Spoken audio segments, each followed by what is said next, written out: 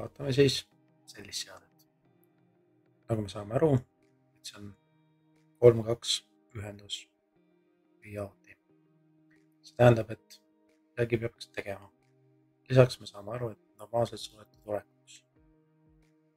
Küsimus on need elemendid, mis on siin vasakul ja paremal. Mis me juba teame, et see on vedru. Ja siis on mingisugune tagastus. Juba pildi pealt me saame aru, et siin vasakul on mingisugune ümberlüüti.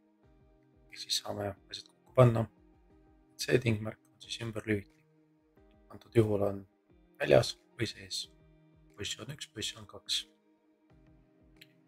Ja kuna ta on positsioon 1, positsioon 2, on ka selline tingmärk. Sellest me saame järeldada seda, et kui me lüütame ta paremasse asendisse, ta jääb püsima seni kaua, kuni me lüütame vasakule asendisse. Kui me lüütame vasakule asendisse, siis jaoti vedruga tagastub. Mis siis veel siin näeme? Ühendus 1 on nüüd see auk, ühendus 2 on nüüd see auk. Mõlemad on siis pneumaatilised jaoti. Vaatame siis plakatit. Mis me saime teada? Et me saime teada, et see on 3-2 jaoti, normaalselt suletud asendis, vedru tagastusega. Siis me saime teada, et see on siuke tingmärk, ja siis ta on pööramisega. Pööramisnupp on ka olemas.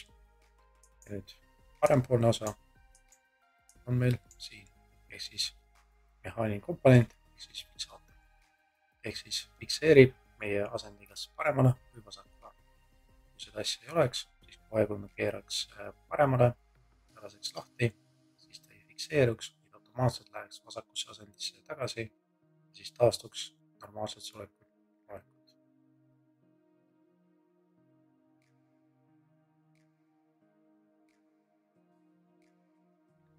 Kui me vajutame simulatsiooni, siis me näeme, õhk ei liigu. Lüütame ümber, õhk liigub läbi, silinder läheb välja. Kuna siin ümber lüütus, siis see jaoti, ta ei lähe algasendisse tagasi.